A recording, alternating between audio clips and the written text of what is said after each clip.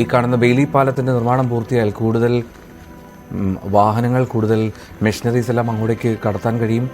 അതുവഴി കൂടുതൽ തെരച്ചിൽ നടത്താൻ സാധിക്കുമെന്നുള്ളതാണ്. ഇനിയും അനവധി പേരെ കാണാനുണ്ട്.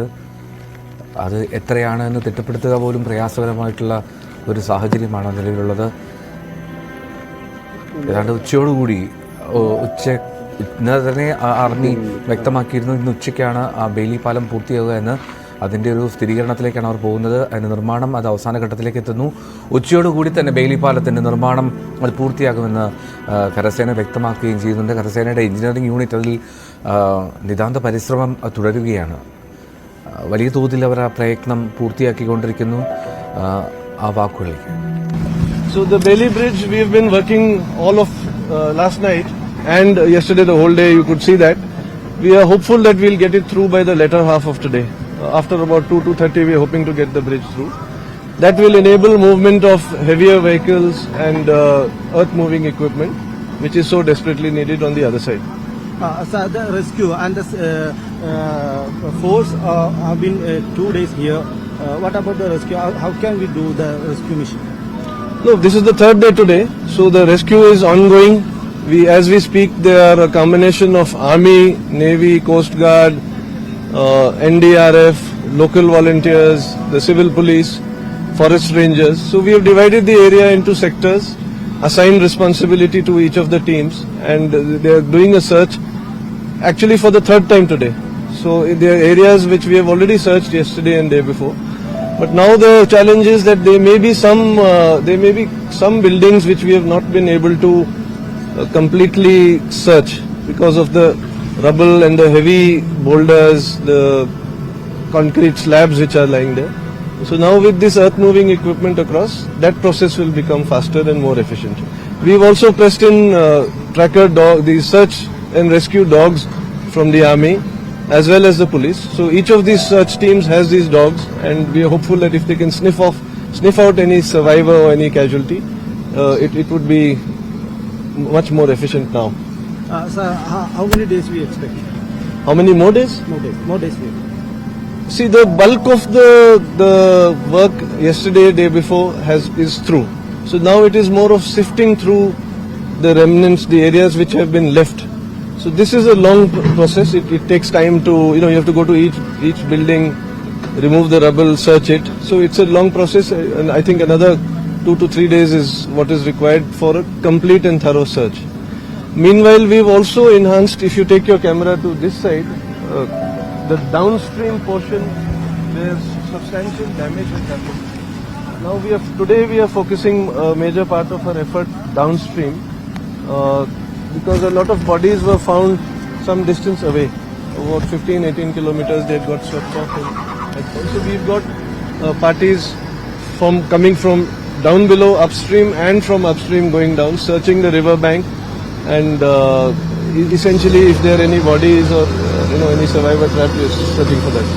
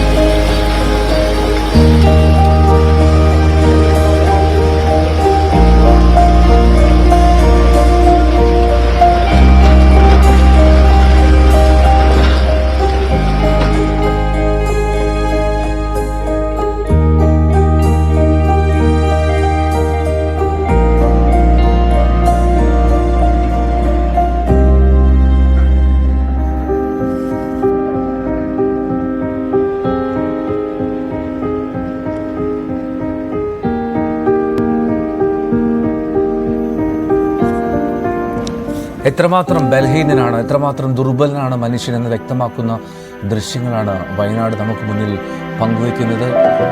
ഒരു രാത്രി പുലർന്നപ്പോൾ ഇല്ലാതായത് എത്രയേറെ ജീവിതങ്ങളാണ്. MS അനീഷ് കുമാർ അവിടെ നിന്നും ചേരുന്നുണ്ട്. വീണ്ടും അനീഷ്, എവിടെ തിരിഞ്ഞു നോക്കിയാലും നമുക്ക് കാണാവുന്നത് ഈ നെഞ്ചുവേദന ഉണ്ടാക്കുന്ന ദൃശ്യങ്ങളാണ്. അത് മറികടക്കാൻ, അതിനെ അതിജീവിക്കാനുള്ള ശ്രമങ്ങൾ പുരോഗമിക്കുന്നു. നമ്മൾക്ക് പിന്നിൽ വലിയൊരു ദൗത്യമുണ്ട്. എങ്കിൽ പോലും നിസ്സഹായ അവസ്ഥയുടെ ഒരു വലിയ പരിച്ഛേദമല്ലേ നമുക്ക് അവിടെ വയനാട്ടിൽ കാണാൻ കഴിയുന്നത്.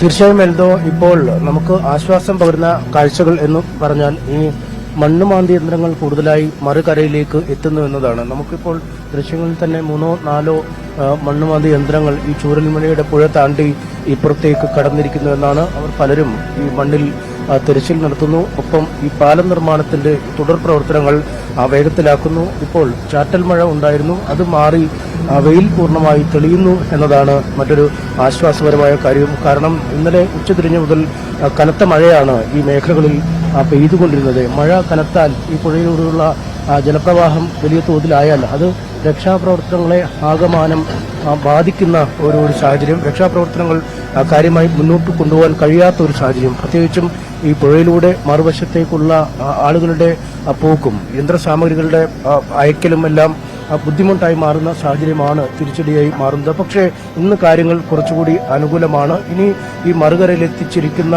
യന്ത്രസാമഗ്രികൾ ഈ ഉരുൾപൊട്ടൽ നടന്ന ഇടങ്ങളിലേക്കെല്ലാം വിന്യസിക്കുകയും അവിടെ ഒരു ഡീപ്പ് എക്സ്കവേഷൻ, ആഴത്തിലുള്ള പരിശോധനയ്ക്കുള്ള സംവിധാനങ്ങൾ ഒരുങ്ങുകയും ചെയ്യുമ്പോൾ വീടുകളിലും മറ്റുമൊക്കെ കുരുങ്ങിക്കിടക്കുന്ന ആളുകളെ പരമാവധി പുറത്തേക്ക് എത്തിക്കാൻ കഴിയും എന്ന് നമുക്ക് ആശ്വസിക്കാം. കാരണം ഇന്നലെ സന്നദ്ധ പ്രവർത്തകർ, പോലീസ്, ഫയർഫോഴ്സ്, മറ്റു പട്ടാളം എല്ലാവരും അവിടെയൊക്കെ പോയെങ്കിൽ പോലും ഈ ചെറിയ കട്ടറുകളും മറ്റുമൊക്കെ ഉപയോഗിച്ചുള്ള ഒരു പ്രവർത്തനം മാത്രമാണ് നടന്നത്. അവിടെ ഈ വലിയ യന്ത്രസാമഗ്രികളില്ലാതെ കോൺക്രീറ്റ് പാളികൾക്കിടയിൽ കുരുങ്ങിപ്പോയ ആളുകളെ വലിയ മരക്കഷ്ണങ്ങളും തടികളും വീണ് 1, 2, 3 ആൾ പൊക്കത്തിൽ അടിഞ്ഞുകൂടിയ അവശിഷ്ടങ്ങളിൽ നിന്നും ആളുകളെ പുറത്തെടുക്കുന്നത് അങ്ങേയറ്റം ദുഷ്കരമായ ഒരു ദൗത്യമായിരുന്നു. എന്നാൽ ഈ യന്ത്ര സാമഗ്രികളൊക്കെ ചെല്ലുമ്പോൾ ഇത് വെച്ച് ഈ പരിശോധന നടത്താൻ എളുപ്പമാണ്.